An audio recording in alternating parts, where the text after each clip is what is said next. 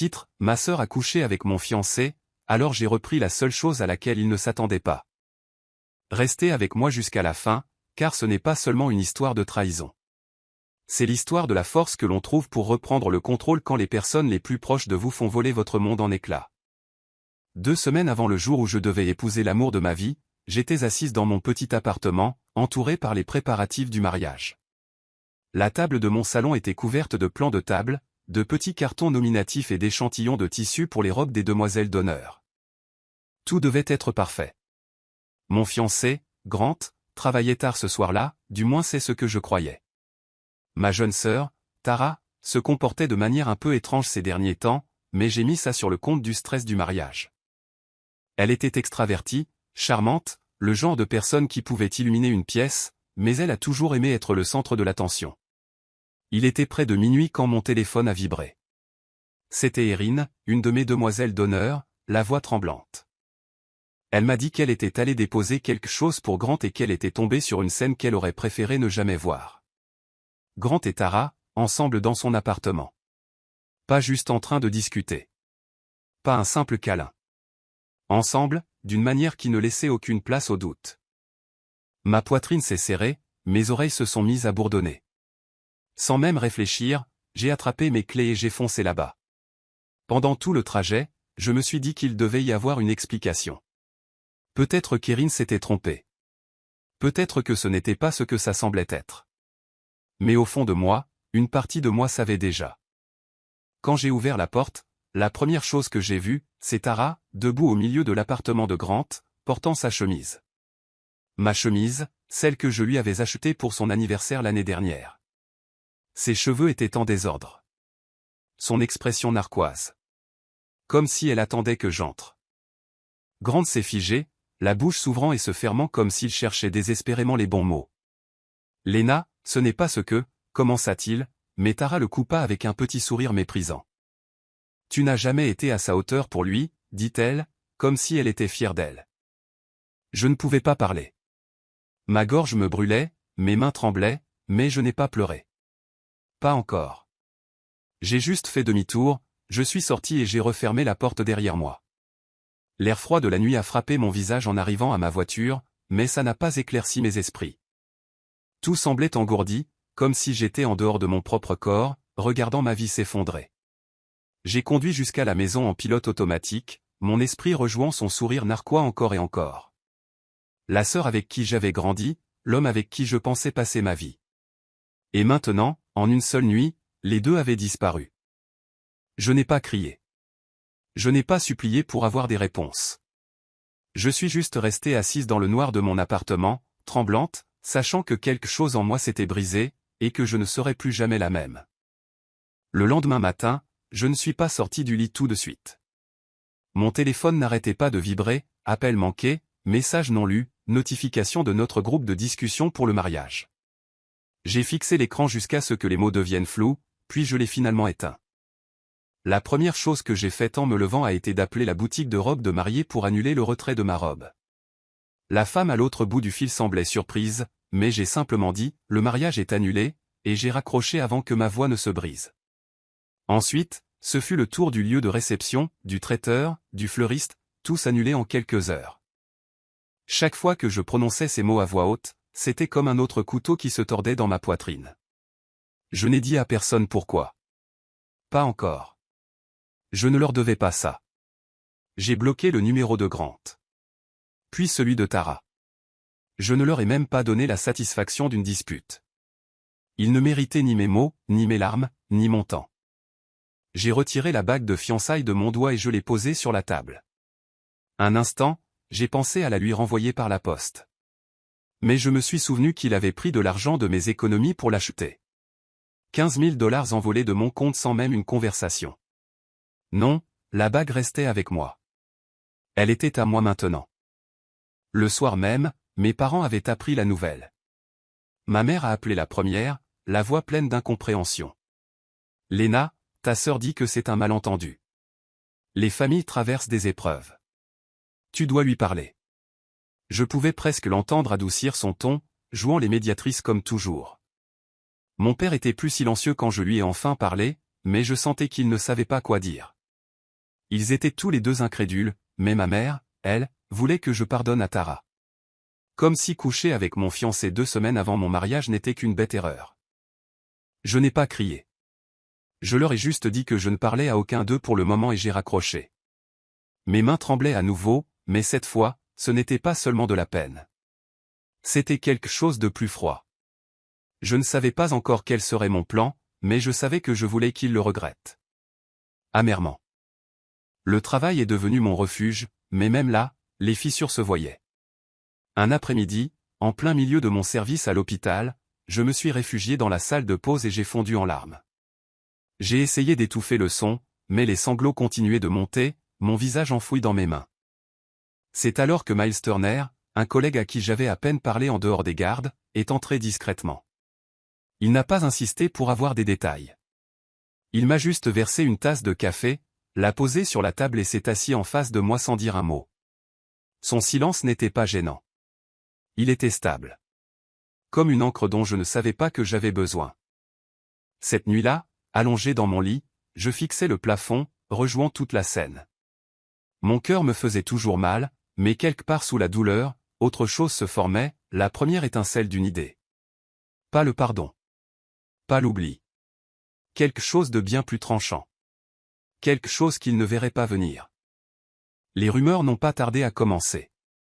J'aurais dû savoir que Tara ne resterait pas silencieuse après que je l'ai bloquée. Elle a commencé à raconter sa version de l'histoire à quiconque voulait bien l'écouter.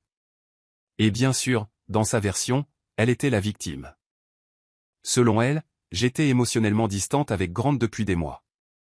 J'étais négligente, disait-elle, et Grant avait simplement trouvé du réconfort auprès d'elle dans un moment de faiblesse.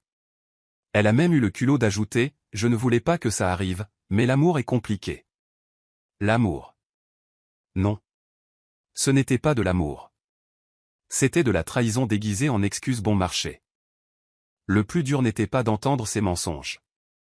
C'était de les entendre répétés par des gens avec qui j'avais grandi.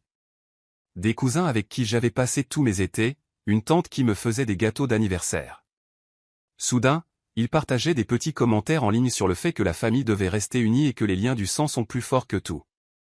Traduction, je devais lui pardonner parce que nous avions les mêmes parents. Mon père n'a pas cru à son histoire une seule seconde. Je pouvais entendre la colère dans sa voix quand nous parlions au téléphone. Ce qu'elle a fait est dégoûtant, m'a-t-il dit. Mais même lui a ajouté, je ne veux pas que ça déchire la famille. Il pensait qu'éviter une confrontation pourrait en quelque sorte maintenir la paix, comme si le silence pouvait refermer une blessure aussi profonde. Mais je n'étais plus intéressé à maintenir la cohésion familiale, pas après qu'ils aient détruit la mienne à coups de masse. J'ai donc commencé à tout consigner. Chaque texto, chaque appel, chaque fois que je les apercevais ensemble par hasard. J'avais encore les messages tardifs de Grant me disant qu'il travaillait tard. Maintenant, je savais qu'il mentait. J'ai sauvegardé des captures d'écran des publications de Tara qui coïncidaient parfaitement avec les moments où elle me disait être trop occupée pour qu'on se voie. J'ai même commencé à fouiller dans de vieux relevés bancaires, trouvant la preuve de l'argent que Grant avait pris de mes économies pour la bague de fiançailles. J'ai trouvé des reçus de dîners coûteux qu'ils prétendaient être des réunions de travail. Je me souvenais de chaque sourire narquois, de chaque demi-vérité, de chaque moment où j'avais ignoré mon instinct parce que je leur faisais confiance. Tout cela est allé dans un dossier sur mon ordinateur. Je l'ai simplement intitulé « Pour plus tard ». Au début, ça semblait étrange, presque mesquin, de collecter ce genre de preuves. Mais plus j'y pensais, plus je réalisais que je n'étais pas seulement mesquine, j'étais préparé. Tara et Grant avaient déjà réécrit l'histoire une fois. Je n'allais pas les laisser recommencer. S'ils voulaient me faire passer pour la méchante, le moment venu, j'aurais toutes les vilaines vérités prêtes à leur rappeler qui ils étaient vraiment. Et ce moment, je ne savais pas exactement quand il viendrait. Mais je le sentais approcher, comme un orage qui se préparait juste derrière l'horizon.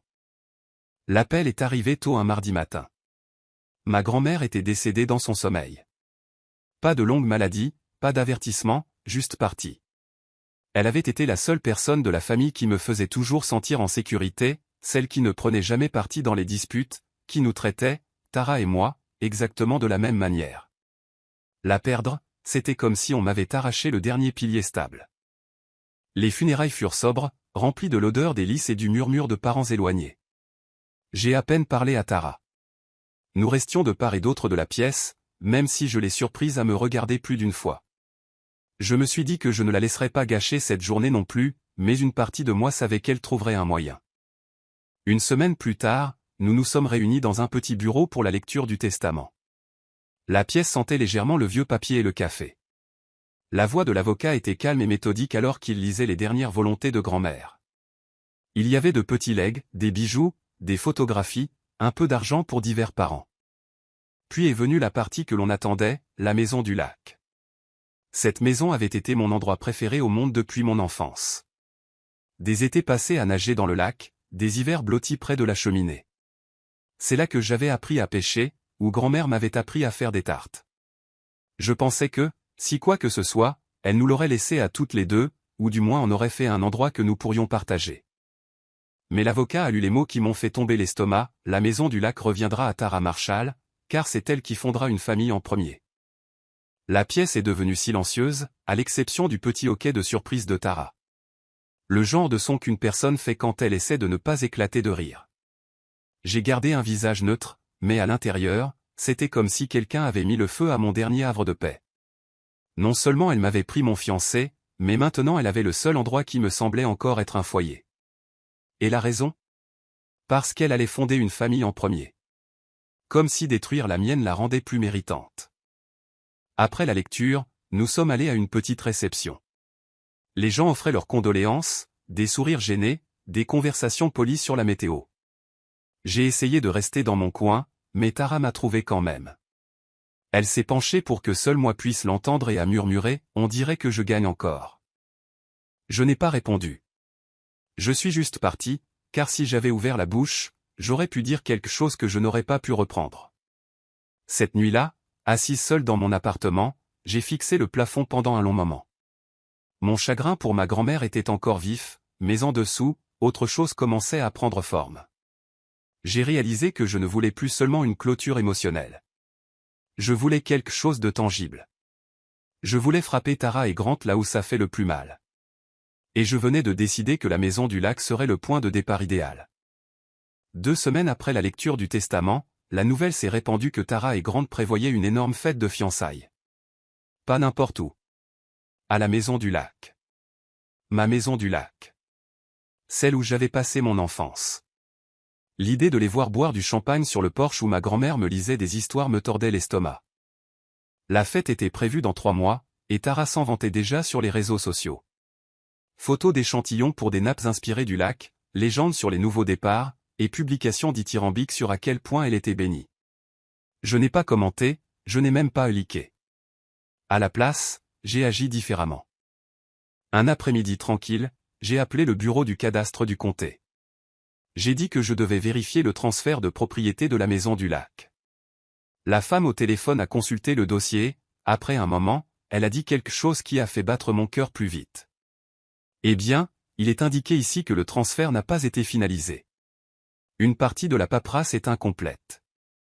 J'ai demandé des éclaircissements, en essayant de garder ma voix calme.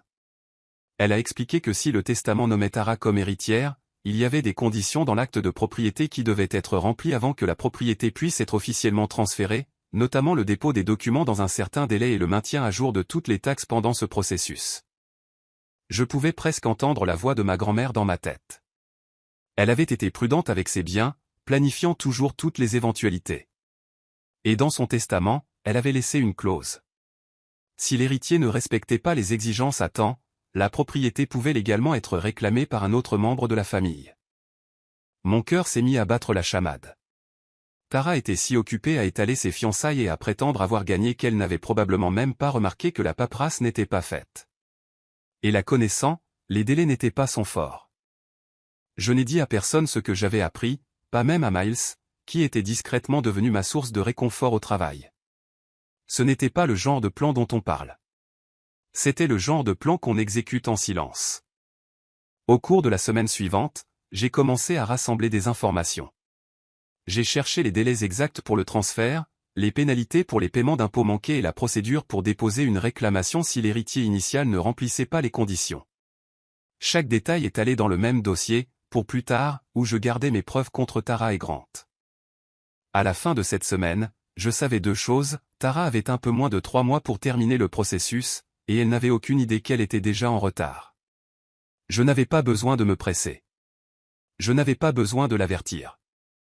Tout ce que j'avais à faire était d'attendre et de m'assurer que son attention restait loin de tout ce qui ressemblait à une responsabilité. En fermant mon ordinateur ce soir-là, j'ai ressenti quelque chose que je n'avais pas ressenti depuis des mois, le contrôle. Le genre qui ne vient pas en criant ou en se disputant, mais en sachant que j'avais une carte dans ma manche qui pouvait lui prendre tout ce qu'elle pensait m'avoir volé. Et le moment venu, je comptais la jouer à la perfection. J'ai fait mon premier voyage à la maison du lac depuis la lecture du Testament un chaud samedi matin. Je ne suis pas allé voir Tara. Je suis allé visiter la région, comme je l'ai dit à tous ceux qui demandaient. Ce que je voulais vraiment, c'était voir près de qui elle vivait. Si je voulais réussir mon coup, il me fallait des yeux et des oreilles près d'elle. C'est comme ça que j'ai rencontré Joanne Rivers. Elle avait la soixantaine avancée, des cheveux argentés courts et le genre de sourire qui vous disait qu'elle connaissait tous les potins du quartier. J'ai entamé la conversation pendant qu'elle s'occupait de ses roses, et en quelques minutes, elle me disait quels voisins étaient gentils, lesquels étaient bruyants et lesquels avaient des mariages qui ne tenaient qu'à un fil. J'ai écouté, ri au bon moment et me suis assuré de paraître amicale mais curieuse. Il n'a pas fallu longtemps avant que l'attention de Joanne ne se tourne vers Tara et Grant. Elle a baissé la voix comme si elle me confiait un grand secret. Ces deux-là ne sont pas aussi parfaits qu'ils le prétendent, dit-elle en jetant un coup d'œil vers la maison du lac. Je les entends se disputer au moins 2 fois par semaine, surtout pour de l'argent. J'ai gardé une expression neutre, mais à l'intérieur, je faisais déjà le lien. Joanne a poursuivi en me disant que Tara avait mentionné la bague de fiançailles plus d'une fois, se vantant de son prix, mais se plaignant aussi de la difficulté que cela représentait pour leurs finances. Je savais exactement pourquoi. Cette bague avait été achetée avec mes économies, et Grant était déjà noyé sous les dettes de cartes de crédit avant l'arrivée de Tara. Cette petite information m'a donné un autre angle d'attaque. Si Grant était en difficulté, ses créanciers essayaient probablement de le retrouver. Et il se trouve que je savais où il vivait maintenant. Au cours des semaines suivantes, j'ai passé quelques appels anonymes, m'assurant que certains collecteurs de dettes avaient son adresse et son numéro de téléphone actuel. Je n'ai pas menti, j'ai juste facilité leur travail pour le trouver. Pendant que Grant était occupé à gérer ses maux de tête financiers, j'ai commencé à travailler sur une autre fissure dans leur relation, la jalousie. Par l'intermédiaire de quelques amis communs, j'ai commencé à mentionner nonchalamment que j'avais entendu dire que Tara passait du temps avec un riche entrepreneur local. Rien de trop direct, rien qui puisse remonter jusqu'à moi. Juste de petits commentaires qui pouvaient être répétés et exagérés le temps qu'ils arrivent aux oreilles de Grant. Joanne a aidé sans même s'en rendre compte. Un après-midi, elle a mentionné qu'elle avait vu Tara parler à un homme près de son camion au bout de l'allée. Ça avait l'air amical, dit-elle avec un clin d'œil. J'ai noté ça, sachant que ça alimenterait parfaitement l'histoire que j'étais en train de planter. À la fin du mois, je n'avais plus grand-chose à faire. Les graines avaient été semées. Grant était harcelé par les créanciers. Tara repoussait ses soudaines crises de suspicion, et la façade parfaite qu'ils avaient construite commençait à se fissurer. Je n'avais pas besoin de les pousser à bout, juste de continuer à les pousser doucement dans cette direction. Et Joanne, ma nouvelle amie bavarde, s'assurait que je ne manque aucun détail.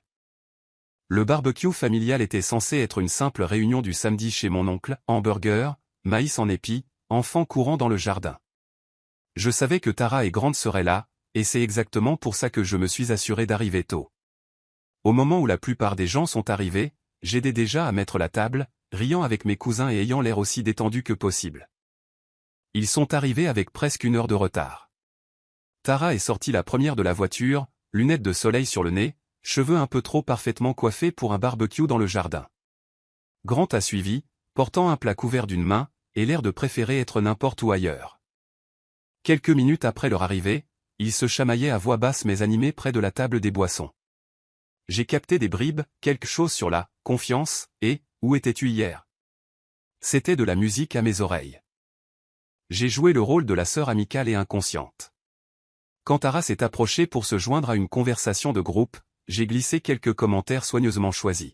« Oh, Tara est toujours en retard », ai-je dit avec un rire léger quand quelqu'un a demandé pourquoi ils étaient arrivés si tard. Elle est tellement occupée, elle a à peine le temps pour la famille ces jours-ci. Je me suis assuré que ça sonne comme une taquinerie, mais j'ai vu la façon dont quelques parents l'ont regardé ensuite. De petites graines. Le vrai coup est venu plus tard. Pendant que tout le monde mangeait, j'ai posé mon téléphone sur la table de pique-nique. L'écran déverrouillé et orienté juste assez pour que quiconque passant par là puisse le voir. Dessus, il y avait une seule photo, prise par Johan, de Tara faisant un câlin au riche entrepreneur dont je parlais depuis des semaines. Le câlin était assez innocent pour avoir une explication, mais assez proche pour faire sourciller les esprits les plus méfiants. Je me suis excusé pour aller chercher un verre, laissant le téléphone où il était. Ça n'a pas pris longtemps. Du coin de l'œil, j'ai vu Grant passer, ralentir, puis s'arrêter. Son expression s'est instantanément assombrie. Il a fixé la photo pendant plusieurs secondes avant de reposer le téléphone sur la table un peu trop brusquement. Il n'est pas venu vers moi. Il est allé droit sur Tara, sa voix assez forte pour que les têtes commencent à se tourner. « Tu peux m'expliquer ça ?» l'ai-je entendu dire, tendant les mains comme pour exiger une réponse. Tara a regardé autour d'elle, clairement consciente du public, et a essayé de le faire taire, mais Grant était déjà sur les nerfs. Quelques instants plus tard, il est parti en trombe vers la voiture. Tara a suivi, sifflant quelque chose entre ses dents, ses talons s'enfonçant dans l'herbe alors qu'elle le poursuivait. La conversation dans le jardin est devenue étrangement silencieuse, les gens faisant semblant de ne pas regarder la scène se dérouler. Je suis resté où j'étais, sirotant ma limonade et souriant faiblement. Ce n'était pas à moi de finir cette dispute. Je ne faisais que préparer le terrain. Et de là où j'étais, les fissures dans leur petit monde parfait s'élargissaient de jour en jour. Je surveillais le calendrier comme le lait sur le feu. La date limite pour les impôts fonciers de la Maison du Lac approchait à grands pas et, selon le bureau du comté, Tara n'avait toujours pas déposé les papiers nécessaires pour finaliser le transfert. Entre ces publications constantes sur les réseaux sociaux et le chaos que je savais qui couvait avec Grant, il était évident qu'elle n'y prêtait aucune attention. La veille de la date limite, j'ai vérifié une dernière fois. Rien n'avait été déposé. J'ai à peine dormi, mon esprit repassant les étapes que je préparais depuis des semaines. Le matin, j'étais assise dans le bureau de mon avocat avec un dossier de documents, y compris la clause du testament de ma grand-mère qui permettait à un autre membre de la famille de réclamer la propriété si l'héritier ne remplissait pas toutes les conditions. Mon avocat a tout vérifié 2 fois avant de me faire glisser les papiers pour que je les signe. C'était surréaliste. Avec quelques signatures et des frais de dossier modestes, je venais de lui subtiliser la Maison du Lac juste sous son nez. La paperasse a été traitée rapidement, et le lendemain matin, mon nom était sur l'acte de propriété. Je n'ai pas eu à attendre longtemps pour les retombées. À 8h17, mon téléphone s'est allumé avec le nom de Tara. J'ai laissé sonner 2 fois avant de répondre. Au moment où j'ai dit « Allô », sa voix a retenti comme une sirène. « Qu'est-ce que tu as fait ?» a-t-elle hurlé, les mots se bousculant. Le comté dit que la maison n'est plus à moi. C'est illégal. Tu ne peux pas la prendre comme ça. Je me suis adossé à ma chaise, la laissant fulminer. Quand elle a finalement fait une pause pour reprendre son souffle, j'ai parlé calmement. En fait, si. Le testament de grand-mère était assez clair. Tu as manqué la date limite. On dirait que je gagne encore. Il y eut une longue et brusque inspiration à l'autre bout du fil avant qu'elle n'explose à nouveau, jurant et m'insultant de tous les noms. Elle a menacé de me poursuivre en justice, de me détruire. De s'assurer que tout le monde dans la famille sache que j'étais une voleuse. J'ai failli rire. L'ironie était trop savoureuse. Finalement, j'ai dit, vas-y. Mais les procès coûtent cher, Tara. Et d'après ce que j'entends, vous n'avez pas beaucoup d'argent en ce moment, Grant et toi. Son silence après ça a été presque meilleur que ses cris. Je pouvais l'imaginer là, debout, téléphone à la main, réalisant qu'elle n'avait aucun levier. Pas de maison. Pas de plan. Juste le gâchis qu'elle avait créé elle-même. Quand elle a raccroché, je suis resté assise un moment, savourant la satisfaction. Il ne s'agissait pas seulement de gagner une propriété. Il s'agissait de reprendre quelque chose qu'elle m'avait volé en esprit bien avant de mettre son nom dessus. Cet après-midi-là, je suis allé jusqu'au lac. J'ai déverrouillé la porte d'entrée, je suis entré et j'ai respiré l'odeur familière du cèdre et de l'eau du lac. Pour la première fois depuis des mois, j'ai senti que quelque chose dans mon monde avait été remis en ordre. Et le meilleur dans tout ça, c'est que ce n'était que le début. Le changement de propriétaire de la Maison du Lac n'a pas tardé à déclencher une réaction en chaîne. Sans la propriété comme toile de fond pour leur fiançailles parfaite, les fissures entre Tara et Grant sont devenues des gouffres. La rumeur a commencé à se répandre. Et pas de ma part cette fois. Que Grant avait finalement appris quelques vérités que Tara lui avait cachées. Une de ces vérités? Elle était toujours en contact avec l'entrepreneur que j'avais planté dans son esprit des mois auparavant. Johan les avait vus ensemble plus d'une fois. Et apparemment, quelqu'un d'autre avait pris une photo d'eux en train de déjeuner. Et elle n'avait pas l'air aussi innocente que celle que j'avais laissée sur mon téléphone au barbecue. Grant l'a confrontée, et elle a nié au début. Mais les preuves étaient trop solides. Il n'y avait pas que l'entrepreneur. Il a découvert l'argent qu'elle dépensait dans son dos. Des virées shopping coûteuses, des journées au spa de luxe. Tout ça pendant que ses créanciers lui soufflaient dans le cou. Le coup de grâce a eu lieu dans un petit restaurant branché du centre-ville. Ils y étaient allés pour ce qui était censé être un dîner en amoureux. Mais à mi-chemin du repas, des témoins ont dit que leurs voix ont commencé à monter. D'abord des mots vifs, puis des accusations. Et finalement, Grant a dit assez fort pour que la moitié du restaurant l'entende, « Tu es une menteuse, Tara, et j'en ai fini. » Il a jeté sa serviette sur la table, s'est levé et est sorti. Tara l'a suivi en criant après lui. Mais il n'a pas regardé en arrière. À la fin de la semaine, Grant avait fait ses valises et quitté la ville. Personne ne savait exactement où il était allé. Et personne ne semblait particulièrement intéressé à le savoir. Tara, quant à elle, était retournée vivre chez nos parents, boudant et s'en prenant à quiconque osait mentionner la rupture. Les membres de la famille qui avaient pris son parti au début du drame avaient soudain beaucoup moins à dire. Lors des réunions, ils évitaient mon regard, gardaient leur conversation brève et changeaient rapidement de sujet si mon nom était mentionné.